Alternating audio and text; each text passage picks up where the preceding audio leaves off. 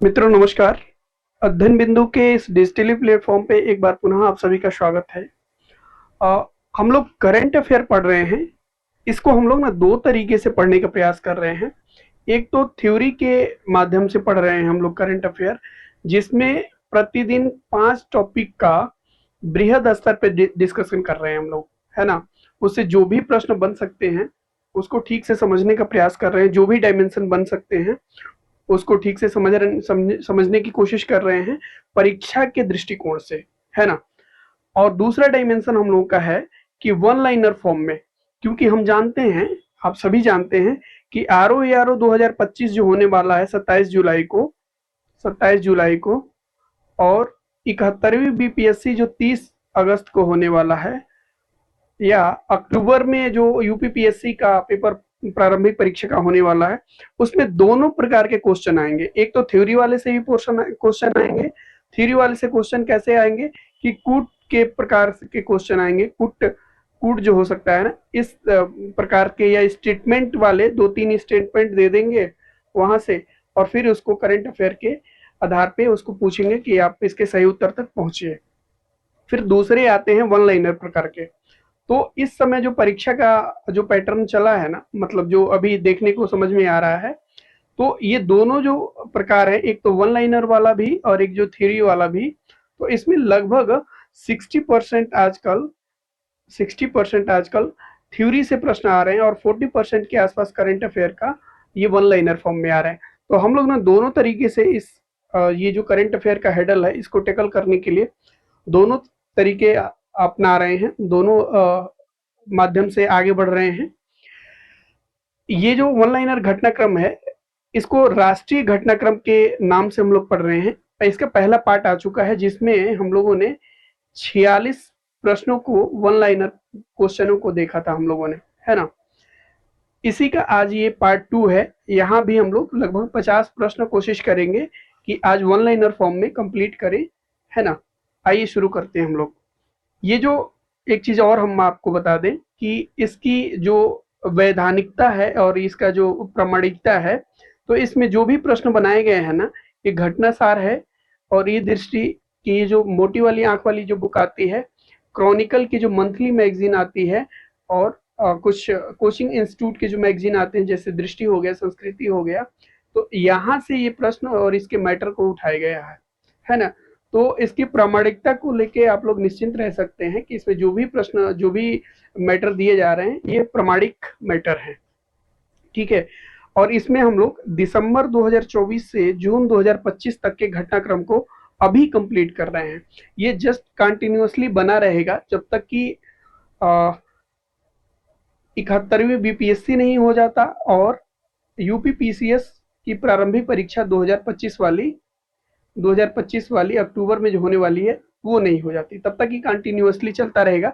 इसको केवल R O R O को ध्यान में रख के नहीं बनाया गया है, ये तीनों परीक्षाओं को समग्रता रूप में ध्यान में रखते हुए बनाया गया है। आइए प्रश्न की तरफ चलते हैं हम लोग, है ना। पहला प्रश्न है इसमें कि अभी हाल ही में ना राजकोषीय स्वास्थ्य सूचकांक जारी किया गया है।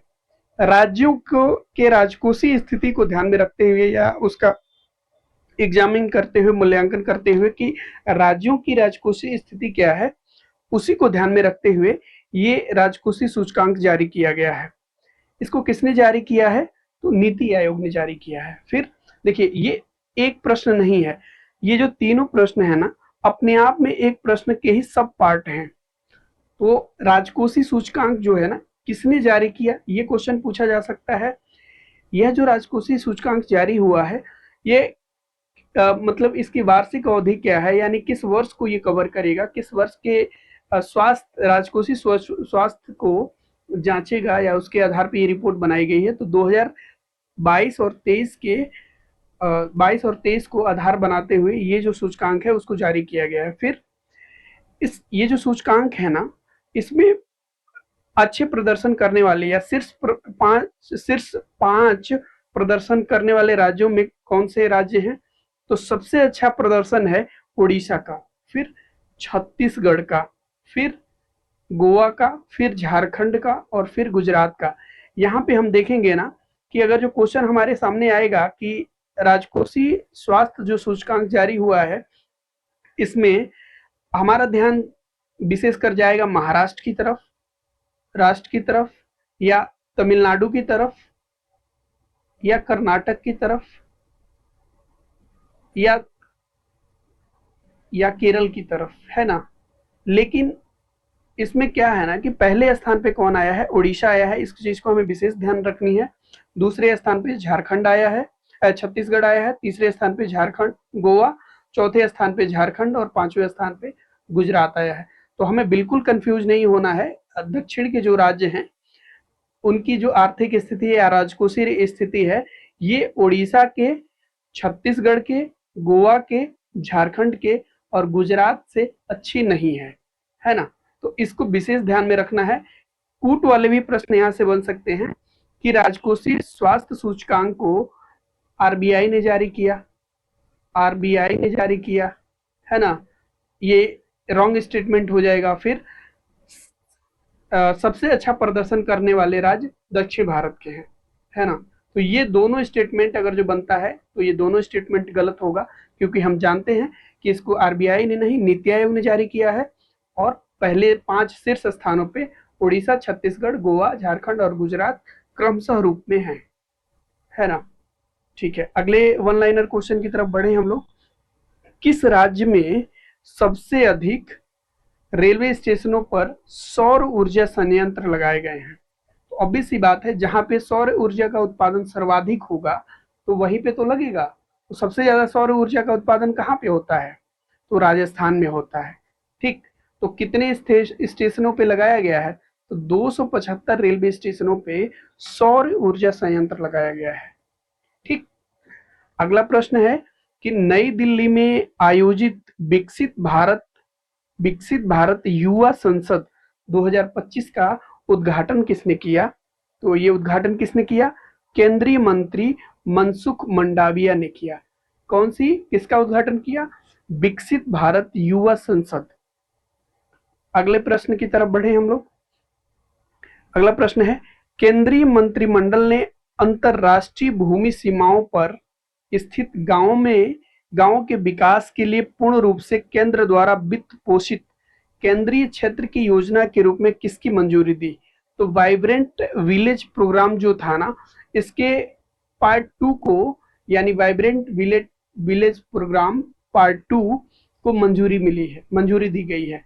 अब वाइब्रेंट विलेज प्रोग्राम जो है, ये हो सकता है कि आपको कंफ्यूज करने के लिए दे दिया जाए कि मध्य भारतीय राज्यों के लिए है, या दक्षिण भारतीय राज्यों के लिए है, या उत्तर भारतीय राज्यों के लिए है ना। तो यहाँ पे हमको कंफ्यूज करने के लिए ये दिया जा सकता है। लेकिन ये क्या है कि जो सीमावर्ती देश हैं, सीमावर्ती राज्य है ना, वहां के गांवों को डेवलप करने के लिए वाइब्रेंट विलेज प्रोग्राम को शुरू किया गया है। ठीक, अगला क्वेश्चन है, प्रधानमंत्री नरेंद्र मोदी का निजी सचिव किसे नियुक्त किया गया है? तो ये यूपी से हैं, निधि तिवारी, भारतीय विदेश सेवा के हैं। तो ये बनारस की रहने वाली हैं, बनारस की। तो इनको क्या किया गया है?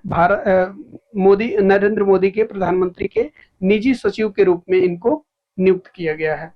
तो यूपी के जो पीसीएस पेपर होने वाला है और आरओ में हो सकता है कि किसी और का नाम देके यहाँ पे कंफ्यूज करने के लिए क्वेश्चन इरेज किया जाए या बनाया जा सकता है। अगला प्रश्न है, आर्थिक मामलों के मंत्रिमंडल समिति ने किस कॉरिडोर के निर्माण की मंजूरी दी है ना। एक कोई कॉरिडोर बनने वाला है, उसके निर्माण की मंजूरी दी है। तो कौन से कॉरिडोर की निर्माण की मंजूरी दी है? पटना आरा सासाराम कॉरिडोर की, आर्थिक कॉरिडोर के निर्माण के लिए मंजूरी दी है। इस कॉरिडोर की लंबाई कितनी है? तो 120 किलोमीटर लंबाई है ना। अगला प्रश्न है, उत्तर प्रदेश के किस जिले में कच्चे तेल के भंडार मिला है? तो ये एक चमत्कारिक घटना हुई है, लगभग मान के चलते हैं, क्योंकि हम जानते हैं कि उत्तर भारत के जो भी राज्य है ना, जैसे यूपी हो गया चाहे बिहार हो गया, यहाँ तेल के जो संसाधन है उसकी मतलब बहुत कम संभावना है कि यहाँ मिलती है। तो ये कहाँ पे मिला है, किस जिले में? बलिया में मिला है। इस इसकी खोज किस संस्थान ने किया था? तो ओएनजीसी ने इसके तेल की जो भंडार मिला है ना, कच्चे तेल का भंडार, इसकी खोज किया था किसने? ओएनजीसी ने। अगला प्रश्न, भारतीय भारतीय डाक विभाग ने किस भारतीय संत तथा समाज सुधारक की स्मृति में 1008वीं जयंती पर स्मारक डाक टिकट जारी किया है? तो ये कौन है? माता कर्मा के उस स्मृति में उनकी 1009वीं जयंती के अवसर पर, एक मिनट बाबू, हाँ हाँ ठीक है। तो किनके स्मृति में ये डाक टिकट जारी किया गया है? माता कर्मा के स्मृति में। उनकी कौन सी जयंती पे? तो 1009वीं जयंती पे। फिर इसको हम लोगों ने थ्योरी वाले पोर्शन में देखा है। किस राज्य में डॉल्फिन सफारी बनाने की घोषणा की गई है? तो डॉल्फिन सफारी बनने वाला है यूपी के बनारस में। ठीक। अगला क्वेश्चन है, किस पूर्व कैबिनेट सचिव को नीति आयोग का पूर्णकालिक सदस्य नियुक्त किया गया है? किसे नियुक्त किया गया है? राजीव गाबा को पूर्णकालिक सदस्य बनाया गया है। किसका? नीति आयोग का, है ना। तो हमें ध्यान में रखना होगा, राजीव गाबा का नाम याद रखना होगा। अगला प्रश्न है, बेंगलुरु के कर्नाटक के बेंगलुरु में आयोजित किस महोत्सव के दौरान 150 फीट से अधिक ऊंचा रथ दुर्घटनाग्रस्त हो गया? तो ये कौन सा रथ था? किस उत्सव के दौरान ये घटना घटित हुई? तो हुस्कुर मुदुरम्मा देवी जो रथ यात्रा होती है उसमें ये दुर्घटना घटी थी, है ना। अगला प्रश्न है, लोकसभा अथवा राज्यसभा के सदस्यों के वेतन में कितनी वृद्धि की गई है? तो उनका वेतन 1 लाख से बढ़ाकर 1,24,000 कर दिया गया, यानी 24% की वृद्धि की गई है ना। प्रतिशत में देखेंगे तो 24% की वृद्धि की गई है, अगर जो रुपए में देखेंगे तो 24,000 रुपए की वृद्धि की गई है। ठीक। अगला प्रश्न है, यह संशोधन किस तारीख से प्रभावी हुआ? तो 1 अप्रैल 2023 से इस संशोधन को प्रभावी माना गया है। 2023 नहीं, ये 25 होगा, 2025 से प्रभावी हुआ, है ना, 1 अप्रैल 2025 से। बिहार के किस विश्वविद्यालय ने एसोसिएशन ऑफ इंडियन यूनिवर्सिटीज की सदस्यता प्राप्त की है ना? तो किसने? बिहार खेल विश्वविद्यालय राजगीर में जो बना हुआ है उसने एसोसिएशन ऑफ यूनिवर्सिटीज की सदस्यता प्राप्त की है। अगला वन लाइनर प्रश्न हम लोगों का है कि केंद्रीय मंत्री प्रहलाद जोशी द्वारा भारत की पहली एआई संचालित सौर निर्माण इकाई को कहां शुरू किया गया है? तो गुजरात के सूरत में इसको शुरू किया गया है। महत्वपूर्ण क्यों है ये?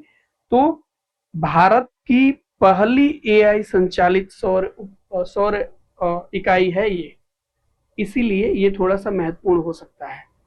फिर अगला वन लाइनर प्रश्न है, राष्ट्रीय घटनाक्रम हम लोग पढ़ रहे हैं, राष्ट्रीय घटनाक्रम, इसके लगभग 200 वन लाइनर क्वेश्चन हम लोग देखेंगे राष्ट्रीय घटनाक्रम के।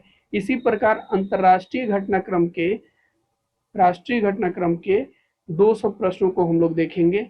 फिर आर्थिक घटनाक्रम, फिर वैज्ञानिक घटनाक्रम, ज्ञानिक घटनाक्रम, जिसमें हम लोग पर्यावरण को भी शामिल कर लेंगे, और इसी प्रकार स्पोर्ट्स से जो क्वेश्चन बन सकते हैं या इंडेक्स से जो क्वेश्चन बन सकते हैं, इस सभी को हम लोग क्रम से देखेंगे, है ना। तो आज हम लोग केवल राष्ट्रीय घटनाक्रम को देख रहे हैं। चलिए आगे बढ़ते हैं। हम लोग कहाँ तक हम लोग देखा था हम लोगों ने? तो क्वेश्चन नंबर 64 तक देखा था, जिसमें क्या था कि प्रहलाद जोशी ने कौन सी इकाई को शुरू किया है? तो भारत की पहली संचालित एआई संचालित यानी आर्टिफिशियल इंटेलिजेंस संचालित सौर निर्माण इकाई की शुरू किया है। कहाँ शुरू किया है? उद्घाटन कहाँ किया है? तो गुजरात के सूरत शहर में इसका उद्घाटन किया है। अगला प्रश्न 65 नंबर है, क्या है? तो भारत नेपाल साहित्य महोत्सव का आयोजन कहाँ किया गया? तो इसका आयोजन किया गया वृंदावन, जो कहाँ है? उत्तर प्रदेश के मथुरा शहर में, ही है वृंदावन। तो इसको क्या किया शुरू किया गया? भारत नेपाल साहित्य महोत्सव। अगला क्वेश्चन है, पूसा नई दिल्ली में भारत और किस देश के बीच कृषि पर संयुक्त कार्य समिति की 8वीं बैठक हुई? है ना।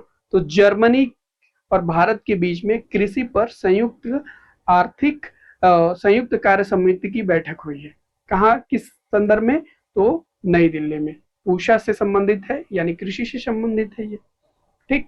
अगला प्रश्न है, जैविक खेती पर राष्ट्रीय संगोष्ठी सह प्रदर्शनी का आयोजन कहाँ किया गया?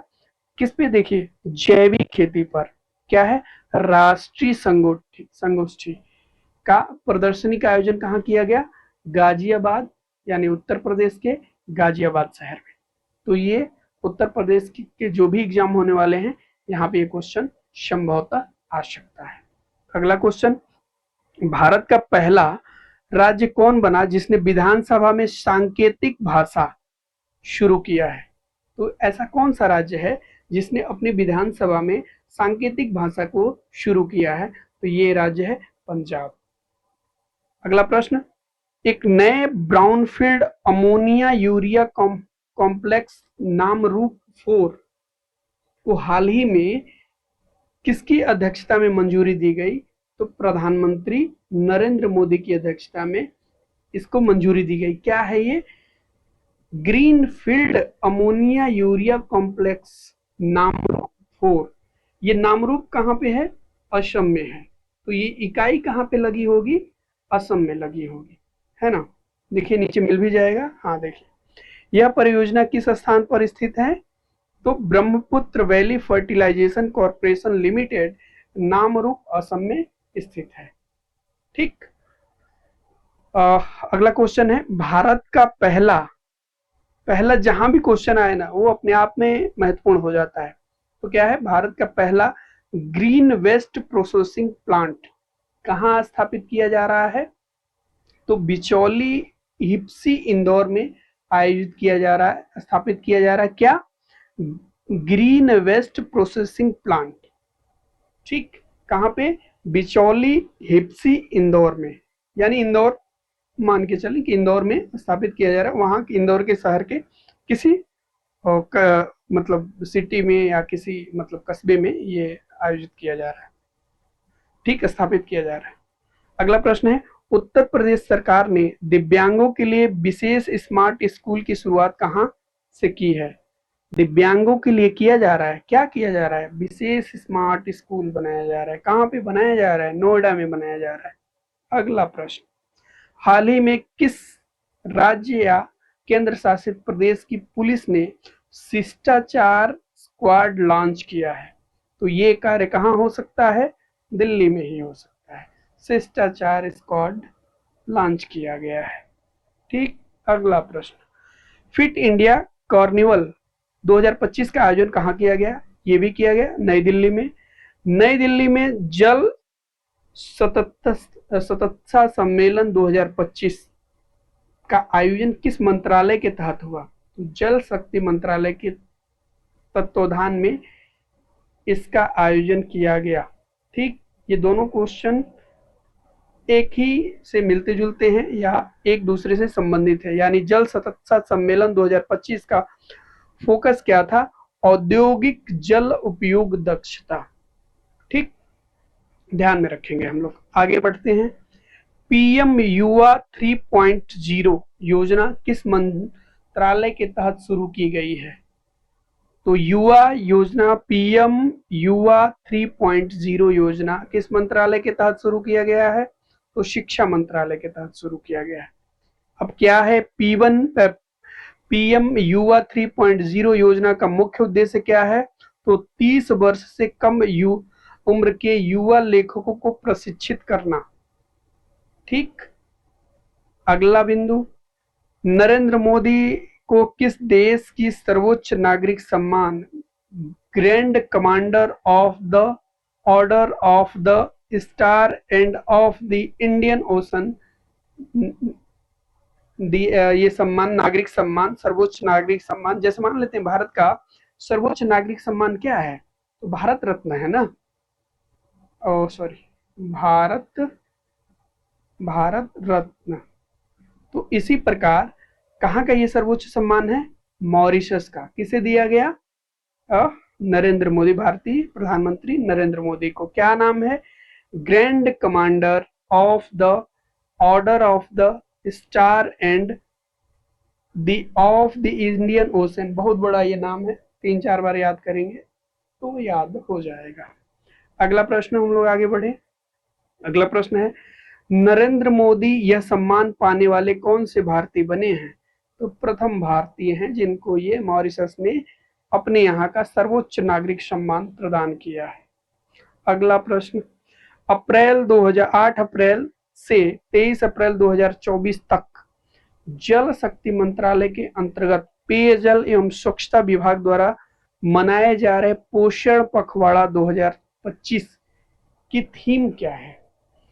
तो इसकी थीम है शुद्ध जल और स्वच्छता के साथ स्वच्छता से स्वच्छ बचपन। क्या है? पोषण पखवाड़ा। देखिए यहाँ पे 2-3 तरीके से क्वेश्चन बन सकता है। एक मिनट। पहला क्वेश्चन क्या बन सकता है कि पोषण पखवाड़ा 2025 कब से कब तक चला, यानी कब से कब तक इसका आयोजन किया गया? तो 8 अप्रैल 2025 से 25 अप्रैल 2000 एक मिनट 8 अप्रैल से 23 अप्रैल 2025 होगा बाबू, यहाँ पे मिस्टेक हो गया है। इसके बीच में आयोजित किया गया और इसका थीम क्या था? शुद्ध जल और स्वच्छता से स्वच्छ बचपन। ठीक। अगला प्रश्न, भारतीय सेना ने 28 मार्च 2025 को म्यांमार में आए भीषण भूकंप की तबाही के बाद मानवीय सहायता प्रदान करने हेतु किस ऑपरेशन का संचालन किया? तो कौन सा ऑपरेशन चलाया गया था म्यांमार में जो भीषण भूकंप आया था? तो इसको ऑपरेशन ब्रह्मा नाम दिया गया था। भूकंप की तीव्रता कितनी थी? तीव्रता इसकी थी 7.7 इसकी तीव्रता थी। ठीक, तो ये काफी विनाशकारी भूकंप था। अगला क्वेश्चन है, वर्ष 2025 में अंतर्राष्ट्रीय योग दिवस कब मनाया जाता है? 21 जून को मनाया जाता है। इसकी थीम क्या घोषित की गई है? तो एक पृथ्वी एक स्वास्थ्य के लिए योग। जो 2025 का अंतर्राष्ट्रीय योग दिवस मनाया गया ना, उसमें ये थीम रखी गई। क्या? एक पृथ्वी एक स्वास्थ्य के लिए योग। अगला क्वेश्चन, मार्च 2025 में पंजाब सरकार ने कहां पर पहली तेंदुआ सफारी पार्क विकसित करने की घोषणा की है? पंजाब सरकार ने शुरू किया है, वो भी क्या? पंजाब का पहला। तो कहां पे? झज्जर बिचौलिया वन्यजीव अभ्यारण्य में क्या शुरू किया जा रहा है? पंजाब सरकार का पहला तेंदुआ सफारी पार्क विकसित किया जा रहा है। अगला क्वेश्चन, विवादित वक्त संशोधन विधेयक 2024 को संसद द्वारा पारित किए जाने के बाद राष्ट्रपति की मंजूरी कब मिली थी? तो मंजूरी मिली 5 अप्रैल को। हम लोगों ने इस टॉपिक को थ्योरी वाले में जो हम लोग का सेशन चलता है ना, जिसमें 5 थ्योरी वाले प्रश्न टॉपिक हम लोग डिस्कस करते हैं, इसमें बहुत विस्तार से इसको हम लोगों ने देखा है। यानी कि 2 अप्रैल को लोकसभा से और 3 अप्रैल को राज्यसभा से जो मंजूरी मिली, 5 अप्रैल को राष्ट्रपति से मंजूरी मिली। इसको अगर जो आपने नहीं देखा है तो उस वीडियो को जाके देखिएगा। वक्त संशोधन विधेयक 2024 से जो भी क्वेश्चन बन सकते हैं, खासकर प्रारंभिक परीक्षा में, उसको बहुत विस्तार से वहां पे समझाया गया है ना। अगला प्रश्न है, अप्रैल 2025 में अंकटाड द्वारा जारी दुनिया के 170 देशों के वैश्विक नेटवर्क तत्परता सूचकांक 2025 में भारत को कौन सी रैंक प्रदान की गई है? तो 36वीं रैंक प्रदान की गई है। इस क्वेश्चन को भी हम लोगों ने बहुत अच्छे से देखा है। वैश्विक नेटवर्क तत्परता सूचकांक को हम लोगों ने 2025 को उस थ्योरी वाले पोर्शन में हम लोगों ने बहुत अच्छे से देखा है, तो आप एक बार जाके उसको चेकआउट कीजिएगा। ठीक। अगला क्वेश्चन है कि 2022 में इस सूचकांक में भारत की रैंक क्या थी? तो रैंक 48 थी, अभी कितनी है? 36 रैंक है। तो सुधार हुआ है ना, भारत की रैंकिंग में सुधार हुआ है काफी। ठीक। अगला क्वेश्चन, प्रधानमंत्री नरेंद्र मोदी ने 6 अप्रैल 2025 को कहां पर एशिया के पहले वर्टिकल लिफ्ट समुद्री पुल यानी पम्बन ब्रिज का उद्घाटन किया? तो रामेश्वर तमिलनाडु में इसका उद्घाटन किया। इस क्वेश्चन को भी हम लोगों ने थ्योरी वाले पोर्शन में बहुत विस्तार से देखा है। अगला प्रश्न, अमेरिका की प्रतिष्ठित टाइम मैगजीन द्वारा 2025 में जारी दुनिया के सबसे महान स्थानों की सूची में किन 2 भारतीय होटलों को शामिल किया गया है? तो ये क्वेश्चन हो सकता है कि शायद पूछा जाए, क्योंकि ऐसे क्वेश्चन पूछ लिए जाते हैं। तो इसमें कौन से 2 स्थान हैं?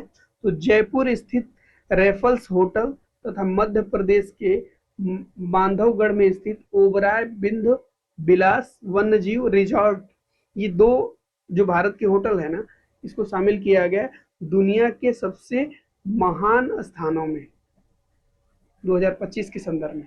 और आज का अंतिम प्रश्न है कि 13 मार्च 2025 को भारत का पहला खनिज खोज पर आधारित एआई संचालन अन्वेषण हैकाथॉन का आयोजन कहाँ किया गया? तो इसका आयोजन गोवा में किया गया। तो ये था बाबू लोग आज का हम लोगों का वन लाइनर प्रश्नों का सेशन। इसको एक वीडियो और बनेगा इसका राष्ट्रीय घटनाक्रम में ही, और इसको हम लोग कंप्लीट कर देंगे राष्ट्रीय घटनाक्रम का। फिर हम लोग अंतर्राष्ट्रीय घटनाक्रम को देखेंगे। हम लोग थ्योरी वाला पोर्शन जो कर रहे हैं ना, थ्योरी वाला, इसको कंटिन्यू हम लोग करेंगे, और उसमें भी प्रतिदिन 5 टॉपिक जो है ना थ्योरी वाले, उसको देखते रहेंगे, है ना। तो इन दोनों जो भी दोनों सेशन चल रहा है ना, वन लाइनर वाला और थ्योरी वाला, इस दोनों को आप लोग कंटिन्यू कीजिए। करंट अफेयर में मुझे नहीं लगता कि अगर इसको हम लोगों ने पूरी ईमानदारी से इन दोनों को फॉलो कर लिया, दोनों को जो भी मैटर दिया जा रहा है उसको याद कर लिया और उससे संबंधित नोट्स बना लिए, तो करंट अफेयर में मतलब हम लोग सारे क्वेश्चन करने की स्थिति में होंगे। ठीक है बाबू, तब तक अपना ध्यान रखिए, पढ़ाई को कंटिन्यू करिए, और पेपर काफ़ी नज़दीक है। थोड़ा सा स्वास्थ्य पे भी ध्यान दीजिएगा, क्योंकि एक दिन का स्वास्थ्य 1 हफ्ते की बर्बाद, एक दिन का स्वास्थ्य खराब होना 1 हफ्ते की कंटिन्यूटी को ब्रेक कर देता है। ओके बाबू, मिलते हैं हम लोग अगले वीडियो में।